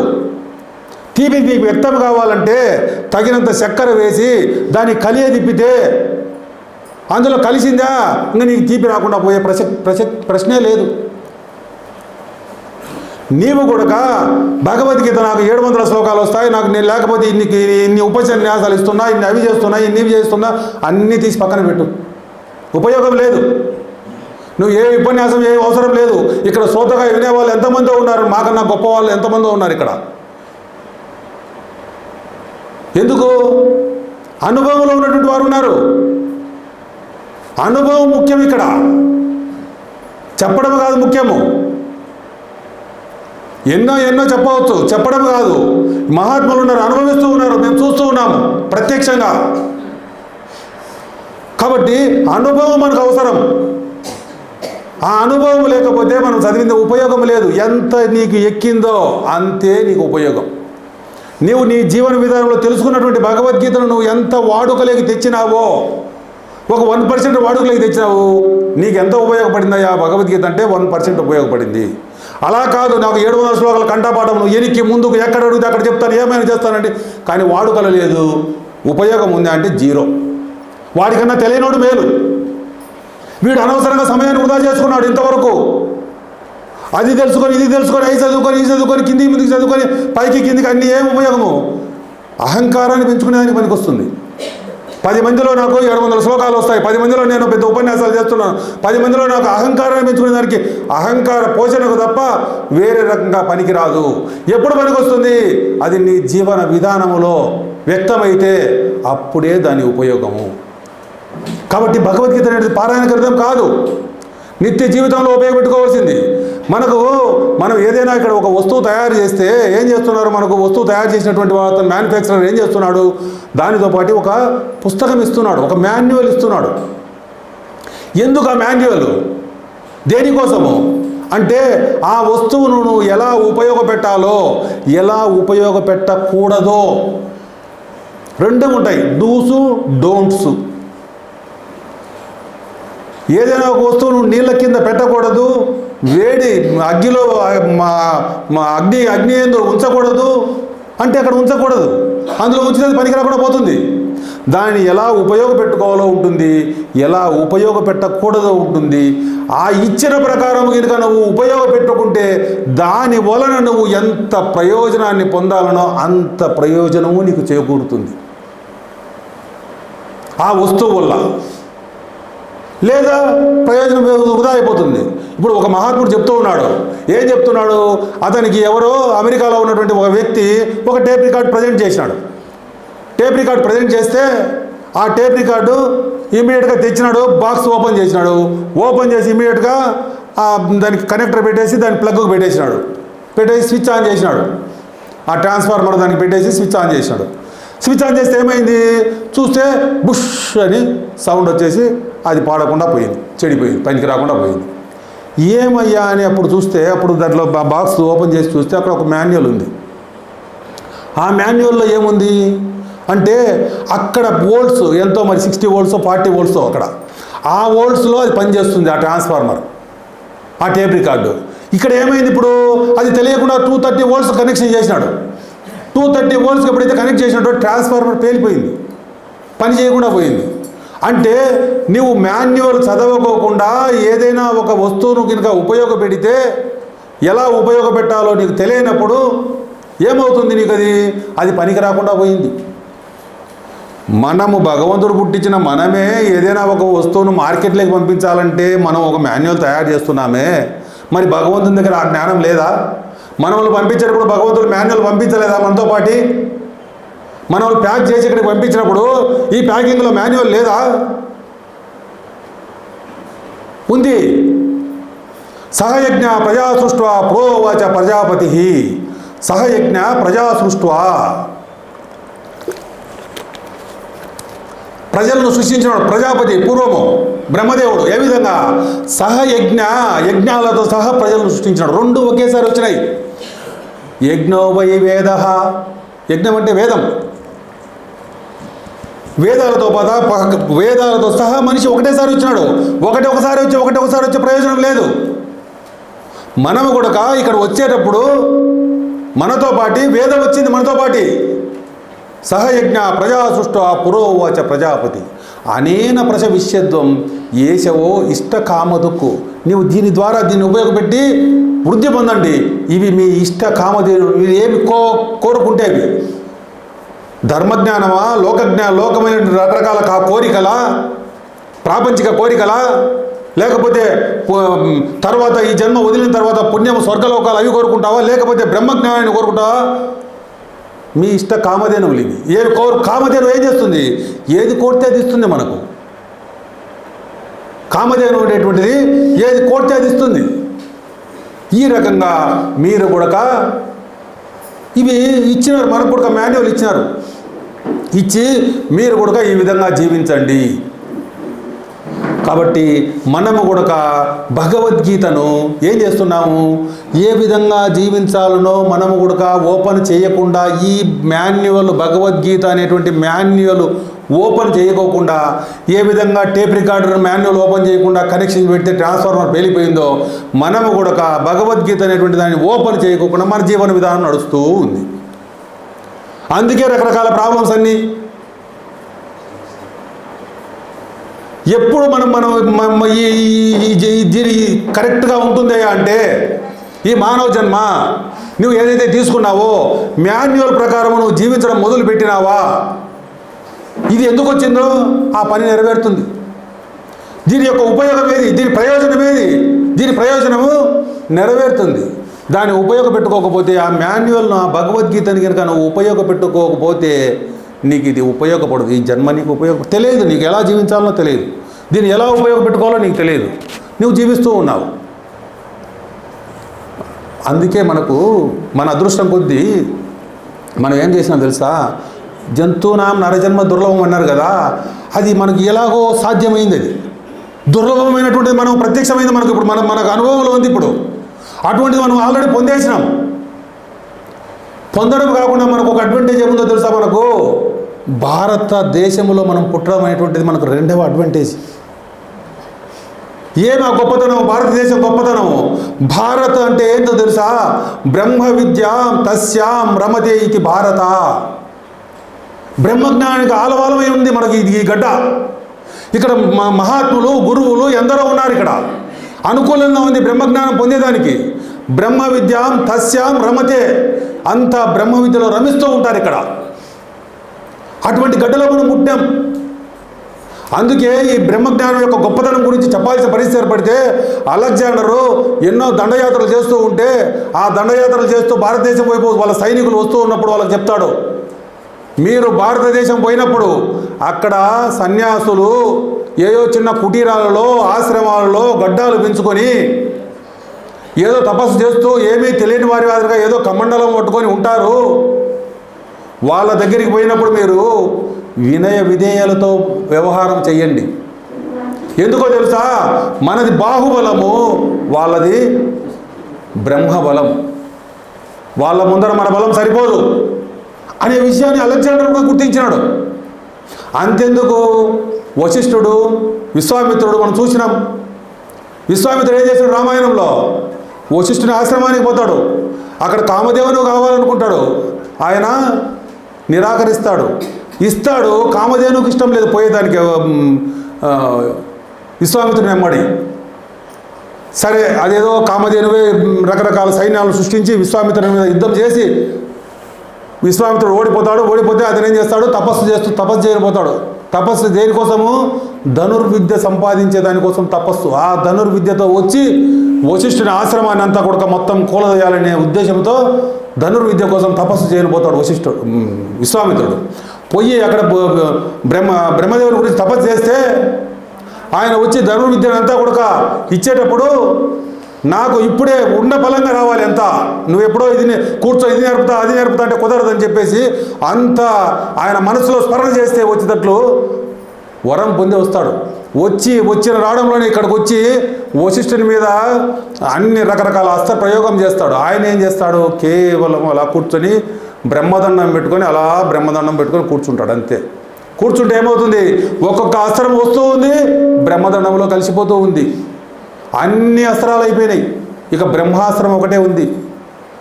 బ్రహ్మాస్త్రం కూడా వదులుతాడు. వదిలితే ఏమవుతుంది, బ్రహ్మాస్త్రం కూడా అంత శక్తివంతమైన బ్రహ్మాస్త్రం కూడా వచ్చి వచ్చి వచ్చి కమలంలో లయమైపోయింది. అంటాడు అప్పుడు, దిగ్బలం క్షత్రియ బలం బ్రహ్మతేజో బలం బలం. ఏందయ్యా ఈ క్షత్రియ బలం, ఎందుకు పనికి వస్తుంది ఇది? బ్రహ్మతేజో బలం బలం, అది బలం. నేను అయితే ఆ బ్రహ్మజ్ఞానిని, అటువంటి బలం అటువంటి శక్తి ఉన్నటువంటిది నేను అయితే ఆ బ్రహ్మజ్ఞాని అని ఆ రాజ్యాన్ని అంతటి కూడా వదిలిపెట్టేసేసి వెళ్ళిపోతాడు. వెళ్ళిపోయి అతను ఎన్నో వ్యయ ప్రయాసాలు కోర్చి అతను కూడా బ్రహ్మజ్ఞాని అవుతాడు. అటువంటి శక్తి కలిగినటువంటిది. దానికి మనం ఆ విధంగా మనం ముందుకు పోవాలంటే మనకి ఏదయ్యా అంటే, ఆ విధంగా మనం ముందుకు పోయి ఆ జ్ఞానాన్ని సంపాదించాలంటే మన ప్రయత్నము అవసరము, భగవత్ కృప అవసరము. భగవంతుని యొక్క భక్తి మనకు లేకపోతే మనం అక్కడికి చేరుకునే అవకాశం లేదు. మనలో అందరూ, ఇక్కడ ఉన్నటువంటి వాళ్ళందరూ భక్తులే. భగవద్గీతలో ఏం చెప్తాడు? 4 రకాల భక్తుల గురించి చెప్తాడు. చతుర్విధ భజంతే మాం జనా సుకృతి నోర్చున ఆర్తో జిజ్ఞాసు అర్థార్థి జ్ఞాని చ భరతర్షభ. చతుర్విధ 4 రకాల భక్తులు ఉన్నారు. ఆర్త భక్తుడు, అర్థార్థి భక్తుడు, జిజ్ఞాసా భక్తుడు, జ్ఞాని అనేటువంటి 4 రకాలైనటువంటి భక్తులు ఉన్నారు. వీళ్ళందరూ భక్తులే. ఎవరు ఆర్తభక్తుడు అంటే ఎవడు? ఆర్తభక్తుడు అంటే కష్టాలలో, ప్రాబ్లమ్స్లో, రకరకాల ఇబ్బందుల్లో, సమస్యలలో కూరుకుపోయినటువంటి వాడు ఎవడైతే ఉన్నాడో వాడు ఏం చేస్తున్నాడు? వాడు భగవంతుని దగ్గరికి పోయి సమస్యలు చెప్పుకుంటూ, కష్టాలు చెప్పుకుంటూ ఈ కష్టాల నుంచి బయటపడేవేమని భగవంతుని కోరుతూ ఉన్నాడు. అంటే వాడు దేనికోసం పోయినాడు? భగవంతుడు సాధన సాధ్యము పొందేటువంటివి, అతను పొందేటువంటివి. ఆర్తభక్తుడు భగవంతుడు అనేటువంటి వాడు సాధన, ఆ భగవంతుని పట్టుకున్నాడు. దేనికోసం పోయినాడు? ఫలాల కోసం పోయినాడు. తనకు ఈ సమస్య ఉంది, ఆ సమస్య ఉంది, ఈ సమస్య అతను ఎందుకు దేనికోసం పోయినాడు? సమస్యలను తీర్చుకునే దానికోసం పోయినాడు. సాధన ఎవరు? భగవంతుని పట్టుకున్నాడు. భగవంతుని పట్టుకొని ఇవన్నీ కష్టాలన్నీ తీర్చుకోవాలనుకున్నాడు. అతను మామూలుగా మనమైతే భక్తుడు అనకూడదు. ఎందుకు అనకూడదు? భగవంతుని కోసం పోయినటువంటి భక్తుడు. కానీ తన కోసము, తన ప్రాబ్లం కోసము తీర్చమని కోరికలు కోరేటువంటి భక్తుడు ఎలా అవుతాడని మనం అంటాము. భగవంతుడు వారు భక్తుడే అంటున్నాడు. ఎందుకో తెలుసా? ఇతరులను ఆశ్రయించకుండా నన్ను ఆశ్రయిస్తున్నాడు. ఆ ప్రాబ్లమ్స్ ఏవైనా కావచ్చు కానీ నన్ను ఆశ్రయిస్తున్నాడు. అతనికి ఏ ప్రాబ్లమ్స్ ఉన్నా కూడా పర్వాలేదు, ఆశ్రయం నా యందు ఉంది. నా యందు ఆశ్రయం ఉంది కాబట్టి ఆయన భక్తుడే. అర్థార్థి భక్తుడు. ఆర్తి అంటే కావాలని అర్థం. రకరకాల కోరికలు, భోగాలు, ఐశ్వర్యము, ఇంకా కావాలి, ఇంకా అతనికి ఏ ప్రాబ్లమ్స్ లేవు, సమస్యలు లేవు. సమస్యలు లేకపోయినా ఉన్నది ఏదైతే ఉందో, కార్లు ఉన్నాయి, ఇంకా 4 కార్లు కావాలి, బంగ్లాలు ఉన్నాయి, 4 బంగ్లాలు కావాలి. ఇప్పుడు ఆల్రెడీ నాకు ఎమ్మెల్యే పోస్ట్ ఉంది, మంత్రి పోస్ట్ కావాలి. నాకు ఇప్పుడు ఉన్నదాన్ని నేను బిజినెస్లో ఉన్నాను, ఇంకా బిజినెస్ బాగా డెవలప్ కావాలి. అర్థార్థి భక్తుడు. వీడికి సమస్యలు లేవు కానీ ఇంకా కావాలి, ఇంకా ఏదో పెంచుకోవాలి అనేటువంటి కోరికలతో భగవంతుని శరణాగతి పొందుతూ ఉన్నాడు. ఇతను కూడా భగవంతుడు అనేటువంటి వాడు సాధన సాధ్యమైనటువంటిది. ఇతనుకు ఉన్నటువంటి రకరకాల కోరికలు భగవంతుని కోసం పోవడం లేదు ఇతను కూడా. ఇంకొక తర్వాత 3వ తను ఉన్నాడు, జిజ్ఞాసా భక్తుడు. ఈ జిజ్ఞాస ఏది? జగత్ అంటే ఏంది, జీవుడు అంటే ఏంది, ఈశ్వరుడు అంటే ఎవడు అనేటువంటి జిజ్ఞాస కలిగినటువంటి వాడు. వీటి గురించి తెలుసుకోవాలని కోరిక కలిగినటువంటి వాడు. ఈ విధంగా చేస్తూ వస్తే ఈ జిజ్ఞాస భక్తుడు ఏమవుతుంది? జిజ్ఞాస అతనికి అసలు భగవంతుడు అంటే ఎవడని తెలుసుకోవాలని కోరిక ఉంది. నేనెవరు ఇంతకు, దాని గురించి తెలుసుకోవాలని, ఈ జగత్ అంటే ఏంటి, ఈ మూడింటి గురించి తెలుసుకోవాలని కోరికున్నటువంటి వాడి జిజ్ఞాస. ఇతనికి వేరేటువంటి ఏమీ లేదు.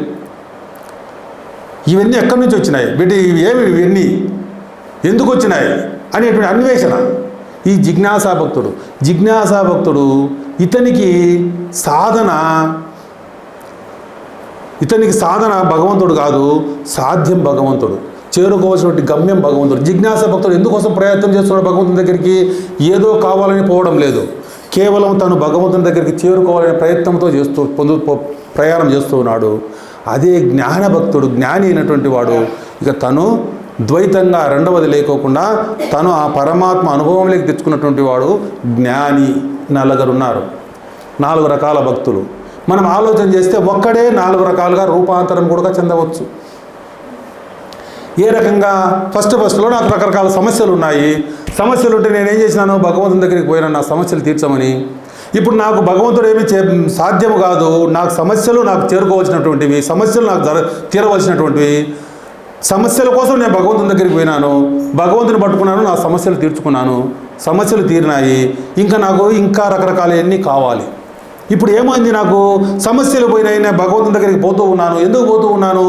ఇంకా పొందాలి, ప్రాపంచికమైనటువంటి సుఖాలు, అనుభవాలు ఇంకా ఏమేమో పొందాలనుకుంటూ భగవంతుని దగ్గరికి పోతూ ఉన్నాను. ఇది ఒకటి. ఇది అయిపోయిన తర్వాత ఏమవుతుంది? ఇప్పుడు 2 అయిపోయినాయి సమస్యలు. ఇప్పుడు నాకు సమస్యలు లేవు, కోరికలు లేవు. 3వది ఏదయ్యా అంటే, ఎప్పుడైతే నేను ఈ విధంగా భగవంతుని ఆశ్రయించి నేను దగ్గరికి పోతూ ఉన్నానో ఏమవుతుందో తెలుసా? నాకు తెలియకుండానే నా మనస్సులో ఉన్నటువంటి ఆ మాలిన్యం అంతా కొంత పోతూ వస్తూ ఉంది. లోపల ఏం మాలిన్యం ఉంది? కామ, క్రోధ, లోభ, మోహ, మద, మాత్సర్యాల మాలిన్యం ఉంది. ఆ మాలిన్యం తగ్గుతూ వస్తుంది. ఇప్పుడు ఏమవుతుందో తెలుసా? నాకు నేను భగవంతుని తెలుసుకోవాలి. ఇవన్నీ నాకు తృప్తినివ్వడం లేదు. ఇవన్నీ కొంతవరకే తృప్తినిస్తాయి. ఒక స్టేజ్ దాటిన తర్వాత ఇవన్నీ మనకు తృప్తిని ఇవ్వవు. ఈ ఎన్ని భోగాలు ఉండొచ్చు, ఎన్ని సౌఖ్యాలు ఉండొచ్చు, ఇవన్నీ కూడా తృప్తిని ఇవ్వవు. మనకు తృప్తి ఇంకో చోట ఉంది, భగవంతుని చేరుకోవాలనేటువంటి తృప్తి ఉంది. కాబట్టి మనం ఏం చేస్తున్నాము? ఇప్పుడు సాధ్యం ఏంటి అంటే మనకు మనస్సు పరిపక్వత కావడం, మనస్సు శుద్ధము కావడం, మనస్సులో మాలిన్యము లేకుండా చేసుకొని భగవంతుని పొందేందుకు. ఇది జిజ్ఞాసా భక్తుడు. భగవంతుని ఆశ్రయించి ఉంటే నీవే పరిణామాంతరము చెందుతూ పోతావు. భగవంతుని దగ్గరికి ఇప్పుడు నువ్వు సమస్యల కోసం పోయినావు, భగవంతుని పట్టుకో. అలాగే నీవు భగవంతుడు నీకు ఆర్తభక్తుడి నుంచి అర్థార్థి భక్తుడు అవుతావు, దాని నుంచి జిజ్ఞాసా భక్తుడు అవుతావు. భగవత్ కృప ఎందుకు? భగవంతుని ఆశ్రయించి ఉన్నావు. భగవంతుని ఆశ్రయించి ఉన్నావు కాబట్టి అవన్నీ నీకు పరిణామాలు జరుగుతాయి. ఈ విధంగా తర్వాత జ్ఞానీ భక్తుడు అవుతాడు. జ్ఞానీ భక్తుడు అంటే అర్థం ఏదో తెలుసా? తనకన్నా రెండవది లేదు అని తెలుసుకునేటువంటి స్థితికి వస్తాడు. ఈ 4 రకాలుగా ఒకరే పరిణామాంతరం చెందుతారు. మనము చేయవలసినటువంటిది ఏది అంటే భగవంతుని నమ్మి భగవంతుని శరణాగతి పొందితే సాధ్యము కానటువంటిది లేదు అనేటువంటిది మనకు ఒక శ్లోకం ద్వారా నిరూపణ చేస్తూ ఉన్నాడు. ఏదయ్యా అది అంటే భీష్మద్రోణ తటా జయద్రథ జల గాంధార నీలోత్పల శల్యగ్రాహవతి కృపేణ వహని కర్ణేన వేలాకుల అశ్వత్థామ వికర్ణ ఘోర మకర దుర్యోధనావర్తిని స్తోతిర్నాకలు పాండవై రణనది కైవర్త కేశవ అంటాడు. అంటే ఏది? మనకు ఈ యుద్ధం ఉంది చూసినావా? కౌరవ పాండవ యుద్ధము ఒక నదితో పోల్చడమైంది. ఏమయ్యా నది అంటే రణనది. భీష్మ ద్రోణ తటా జయద్రథ. ఆ నదికి అటుపక్క ఇటుపక్క ఒడ్డు ఎవరయ్యా అంటే ఒక పక్క భీష్ముడు, ఒక పక్క ద్రోణుడు. వాళ్ళు దాన్ని నడిపిస్తున్నారు. నది ఎట్ట నడుస్తుంది? ఆ ఒడ్డును బట్టి నది పోతూ ఉంటుంది. ఒడ్డును చద్దునావా నది మారుతుంది. ఇప్పుడు కౌరవ సైన్యానికి ఒడ్డు ఎవరు? ఇటుపక్క అటుపక్క మొత్తం ఆ యుద్ధాన్ని నడిపిస్తున్నటువంటి వాడు ఎవరయ్యా అంటే భీష్మ ద్రోణులు, తటాకములోళ్ళు. అటుపక్క ఒడ్డు, ఇటుపక్క ఒడ్డు. ఇక నది అంతా మధ్యలో నడుస్తుంది. ఆ యుద్ధం అంతా కూడా వాళ్ళు అటుపక్క ఒకడు, ఇటుపక్క ఒకడు. మొత్తం యుద్ధం 18 రోజులు అంటే 15 రోజులు వీళ్ళిద్దరే చేసినారు. కాబట్టి భీష్మద్రోణ తట జయద్రథ జల. జయద్రథుడు అనేటువంటి వాడు జలముతో పోల్చినాడు. మహావీర్యుడు. అతనేది లోతెంతో తెలియదు, ఆ జలము లోతెంతో తెలియదు. ఆ నది అటువంటి నది ప్రవహిస్తూ ఉంది. ఇటుపక్క అటుపక్క 2 ఒడ్లు ఉన్నాయి. ఆ ఒడ్డు ఆ తీరములు. ఆ తీరములు ఎవరయ్యా అంటే ఒక పక్క భీష్ముడు, ఒక పక్క ద్రోణుడు. వాళ్ళని ఈ పక్క తీరం నుంచి ఆ పక్క దాటుకొని పోవాలంటే ఈ నదిని దాటుకొని పోవాలి. ఇక్కడ భీష్ముని దాటాలి, అక్కడ కర్ణుని దాటాలి, ద్రోణుని దాటాలి. మధ్యలో ఇంకా ఏమేమి ఉన్నాయో చెప్తున్నాడు. జయద్రథ జల. జలము ఆ లోతు ఎంతో తెలియదు, అటువంటి పరాక్రమవంతుడు జయద్రథుడు. నువ్వు పోయేటువంటి ఈ నదిలో లోతు ఎంత ఉందో తెలియదు నీకు, చాలా లోతు ఉన్నాయి అవి. గాంధార నీలోత్పల, గాంధారు శకుడు, నీలోత్పల కలువ, నీలము కలువ, కలువ పువ్వు ఉంది కదా, నీలం కలువ పువ్వ, అది ఎంతో అట్రాక్టివ్గా ఉంటుంది. ఏమవుతుంది, మనం తన దగ్గరికి తీసుకుపోతే అక్కడ ఏమవుతుంది, లోపల ఊబి అంటే ఏంటంటే మనం అక్కడికి పోయి నిలిస్తే మనం ఇరక్కపోతాం అంతే, బయటికి కూడా రాలే. అటువంటి వాడు శకుడు. గాంధార నీలోత్పల శల్యగ్రాహవతి, శల్యుడు సొరచేప మింగేస్తాడు, మనుషులు తినేటువంటిది అది. కాబట్టి శల్యగ్రాహవతి కృపేణ, కృపుడు శల్యగ్రాహవతి భీష్మద్రోణ తట జయద్రథ జల గాంధార నీలోత్పల శల్యగ్రాహవతి కృపేణ వహని. కృపుడు అనేటువంటి వాడు ఆ నీటి యొక్క ప్రవాహం తీవ్రత ఏది, ఆ తీవ్రత నువ్వు అక్కడ దిగితే తోసుకెళ్ళిపోతుంది నిన్ను. నువ్వు అక్కడ దిగితే నువ్వు నిలబడలేవు, ఆ స్పీడ్కి తోసుకొని వెళ్ళిపోతుంది. కృపేణ వహని కర్ణేన వేలాకుల, కర్ణుడు పెద్ద పెద్ద అలలు ఏం చేస్తాయి, మనలో తీసుకెళ్ళి లోపలికి వెళ్ళిపోతాయి లోపలికి. కర్ణేన వేలాకుల అశ్వత్థామ వికర్ణ ఘోర మకర, అశ్వత్థాముడు వికర్ణుడు దుర్యోధనుని తమ్ముడు, ద్రోణాచార్యుని కొడుకు, ఘోర మకరాలంటే ముసలు. లోపల నదిలో ఉన్నాయి అవన్నీ కూడా. ఘోర మకర దుర్యోధన ఆవర్తిని, దుర్యోధనుడు ఎటువంటి వాడు, పెద్ద సుడిగుండం. ఆ నదిలో ఇన్ని ఉన్నాయి, 2 తటాకములు, ఈ పక్క పక్క భీష్మద్రోణులు ఉన్నారు, మధ్యలో రకరకాలుగా ఆ నీటిలో జయద్రథుడు ఉన్నాడు, శల్యుడు ఉన్నాడు, కృపుడు ఉన్నాడు, అశ్వత్థామ వికర్ణుడు ఉన్నాడు, ఆ పక్క దుర్యోధనుడు ఉన్నాడు. వీళ్ళందరూ ఒక్కొక్కరు ఆ నదిలోంచి నువ్వు బయటపడే అవకాశమే లేదు, ఇటుపక్క నుంచి అటుపక్కకు దాటుకునే అవకాశం లేదు. అంటే ఆ యుద్ధాన్ని జయించే అవకాశం లేదు నీకు, అటువంటి పరిస్థితి అది. స్తోతిర్నాకలు పాండవై రణనది అది.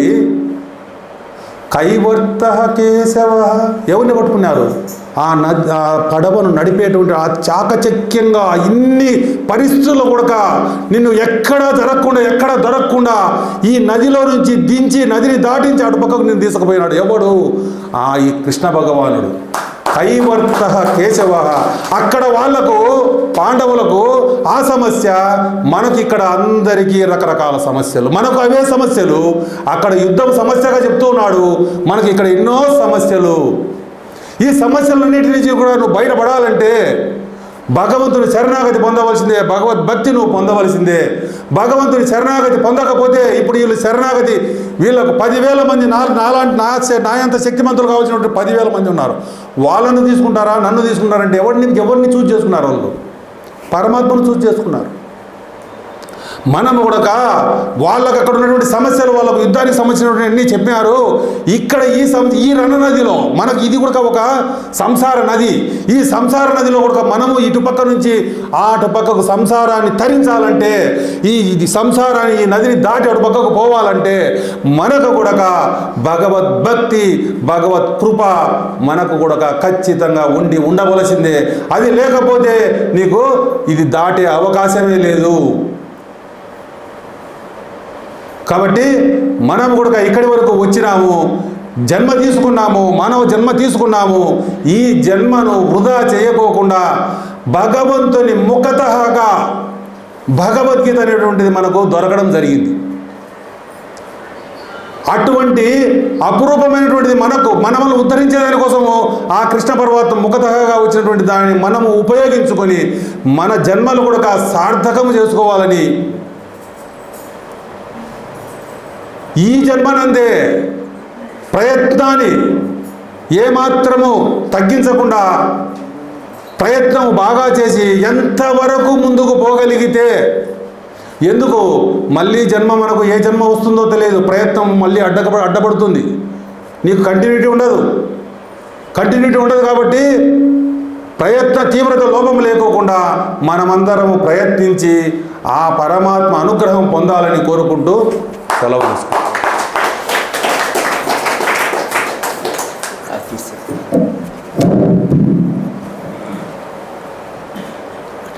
ఒక నిమిషం మాట్లాడతా. ఓం శ్రీ సాయిరామ్. మనకు శ్రీ ముకుందరెడ్డి గారు మానవ జన్మ, దాని ప్రాముఖ్యత, మానవ జన్మలో భగవద్గీత చదివితే ఏమొస్తుంది అనే విషయాన్ని కూలంకుషంగా చెప్పారు. వారికి ధన్యవాదాలు. అలాగే మన లక్ష్మయ్య గురూజీ గారి సత్యసాయి సేవా సభ నుంచి వారికి వారి శ్రీమతికి చిరు సత్కారం చేస్తాము. స్వీకరించవలసిందిగా.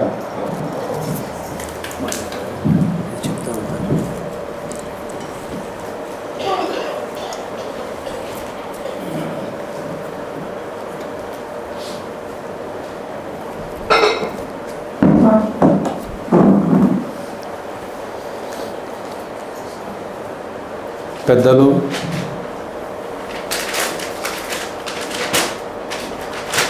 అన్నాజీరావు గారు,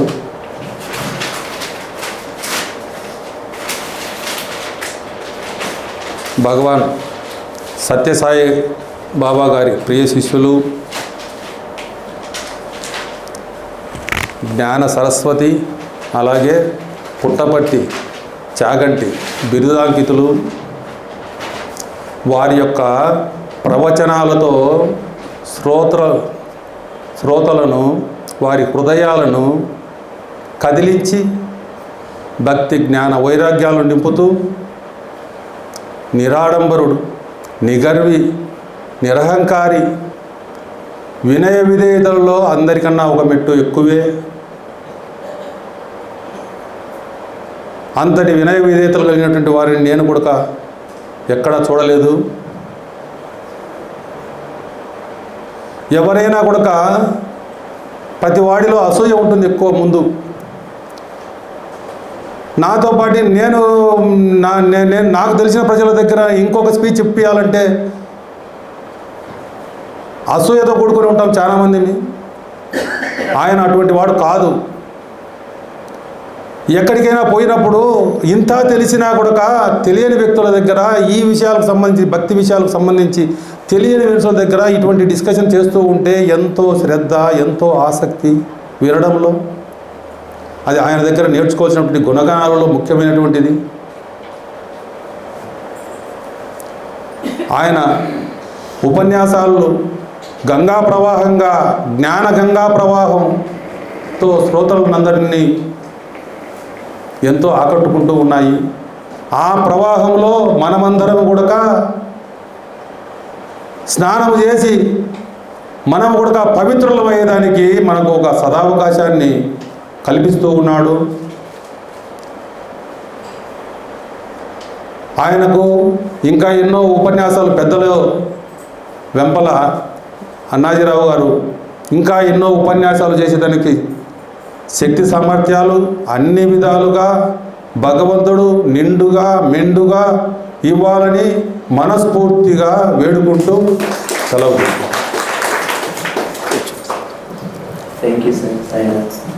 సార్ చెప్పినటువంటి భగవద్గీత మొత్తం సారాంశాన్ని సత్యసాయి పరమాత్ముడు ఆచరణ రూపంలో 2 వాక్యాలతో ఈ ప్రపంచం మొత్తాన్ని ఇంతవరకు వచ్చినటువంటి దశావతారాల్లో ఏ అవతార పురుషుడు బ్రతికి ఉండగా ఆలయాలు కట్టి భజనలు చేసి పూజలు చేసి వారిని ఫాలో అయినటువంటి వాళ్ళు చరిత్రలో ఎక్కడా లేరు. రామావతారం అయిపోయిన లక్షల సంవత్సరాల తర్వాత రామాలయాలు కట్టాము. కృష్ణావతారం జరిగి 5150 సంవత్సరాలు జరిగితే ఇప్పుడు ఆలయాలు కట్టాము. షిరిడి శ్రీ వెంకటేశ్వర స్వామి అవతారం జరిగి 5000 సంవత్సరాలు జరిగితే ఇంకా ఆలయాలు లేని గ్రామాలు ఎన్నో ఉన్నాయి. షిరిడి సాయి అవతారం జరిగి 150 సంవత్సరాల పైసలు జరిగితే సత్యసాయి పరమాత్ముడే మొట్టమొదటి నా పూర్వ అవతారం షిరిడి సాయి అని చెప్పి మద్రాసు రాష్ట్రంలో గిడ్డి అనేటువంటి ప్రాంతంలో మొట్టమొదటి ఆలయాన్ని ప్రారంభోత్సవం చేసింది భగవాన్ శ్రీ సత్యసాయి బాబా గారు. ఇప్పుడు సత్యసాయి అవతారం సాక్షాత్తు పరిపూర్ణ మహా అవతారం. ఆ అవతార పురుషుడు సాకారంగా ఉండగా 180 దేశాల్లో ఇటువంటి మందిరాలు కట్టి సేవలు చేసి పూజించబడి ఆరాధించబడుతున్నటువంటి అద్భుత అవతారం భగవాన్ శ్రీ సత్యసాయి బాబా వారి అవతారం.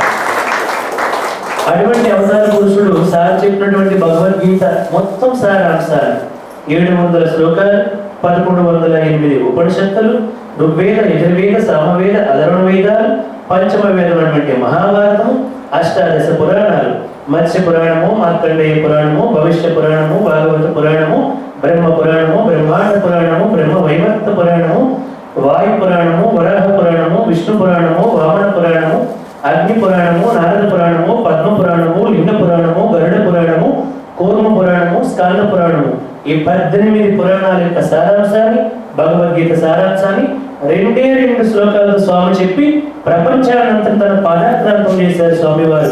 ఏమిటది? Love all, serve all, help ever, hurt never. 2 points తో స్వామి ఈ విశ్వం మొత్తాన్ని ఆకర్షించారు. అటువంటి స్వామి వారి యొక్క దివ్య సన్నిధికి వారు వచ్చారు.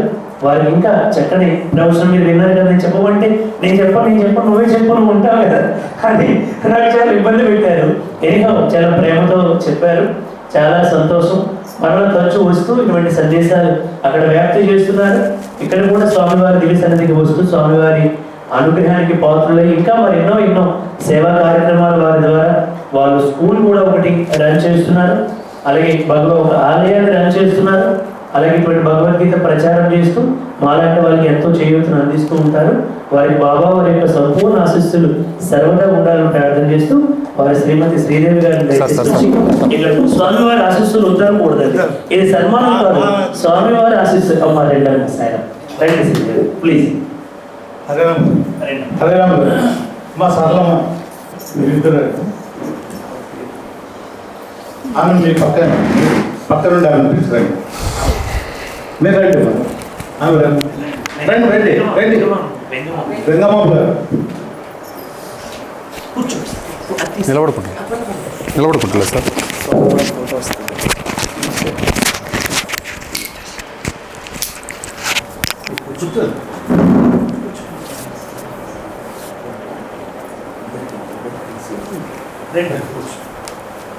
ఓం సాయి ఈశ్వరాయ విద్మహే సత్యదేవాయ ధీమహి తన్నః సర్వం ప్రచోదయాత్. ఓం సాయి ఈశ్వరాయ విద్మహే సత్యదేవాయ ధీమహి తన్నః సర్వం ప్రచోదయాత్.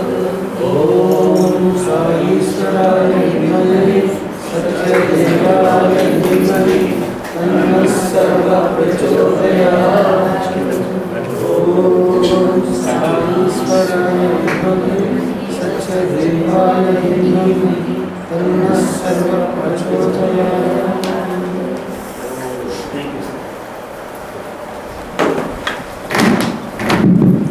అన్నదమ్ములంటే ఇలా ఉండాలి అని నిరూపించినటువంటి వాళ్ళ సోదరుడు ప్రసాద్ రెడ్డి గారు, శ్రీలలిత గారు దయచేసి వేదికపైకి రావాల్సిందిగా సార్. సార్ కూర్చో. మరి రండి సార్. స్వామి ఆశీస్సులు ఈ సన్మానాలు కావాలండి ప్లీజ్.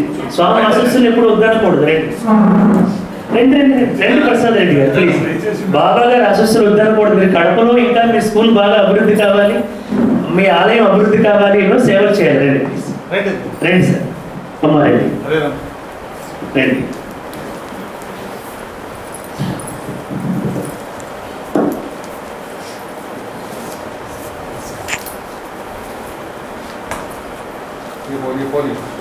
ఓం సాయి ఈశ్వరాయ విద్మహే సత్యదేవాయ ధీమహి తన్నః సర్వం ప్రచోదయాత్. ఓం సాయి ఈశ్వరాయ విద్మహే సత్యదేవాయ ధీమహి తన్నః సర్వం ప్రచోదయాత్. ఓం సాయి ఈశ్వరాయ విద్మహే సత్యదేవాయ ధీమహి తన్నః సర్వం ప్రచోదయాత్. ఓం శ్రీ సాయిరామ్. ఈరోజు నారాయణ సేవ కథలో శ్రీ భాగవంతుల హరేరామ్ గారు 1000 రూపాయలు ఇచ్చారు. శ్రీ విద్యా జైస్వాల్ పుట్టపర్తి వారు 500 రూపాయలు. శ్రీ లక్ష్మీనారాయణ సాహు మలంగిరి ఒరిస్సా వారు 500 రూపాయలు. శ్రీ పి తిరుమల రెడ్డి గారు 200 రూపాయలు ఇచ్చారు. అలాగే వచ్చే వారము శ్రీ దేవరశెట్టి అమర్నాథ్ వారి శ్రీమతి భవానీ గారుల పెళ్లి రోజు సందర్భంగా వారు 4000 రూపాయలు ఇచ్చారు. వచ్చే వారం వారు నారాయణ ఉంటారు. వారికి వారి కుటుంబ సభ్యులందరికీ భగవాన్ శ్రీ సత్యసాయి బాబా వారి ఆశీస్సులు ఎల్లవేళ అందజేయవలసిందిగా ప్రార్థన. శ్రీదేవి గారు స్వామికి హారతి ఇవ్వాల్సిందిగా ప్రార్థన. సాయిరామ్. మా ఇద్దరు లలిత గారు ఇద్దరు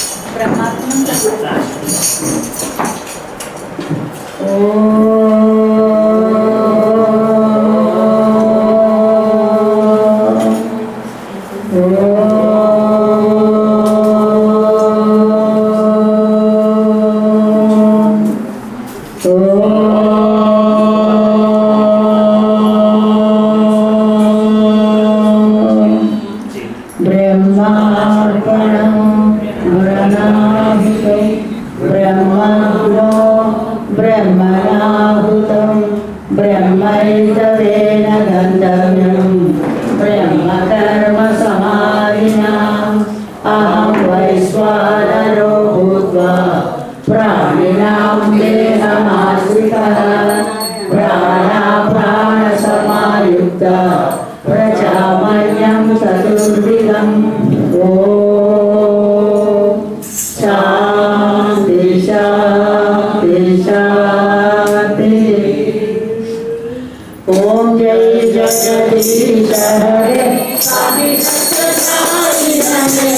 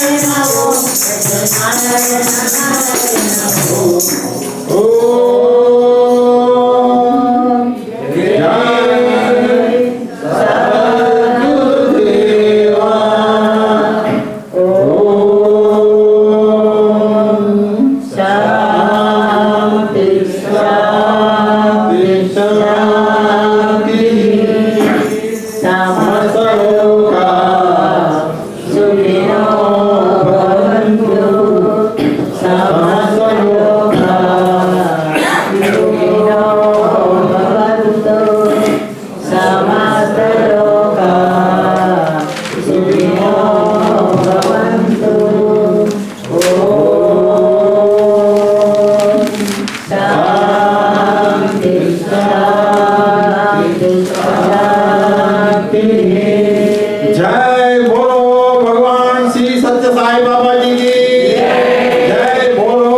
గీతా బోధక శ్రీకృష్ణ భగవానికి పరమం పవిత్రం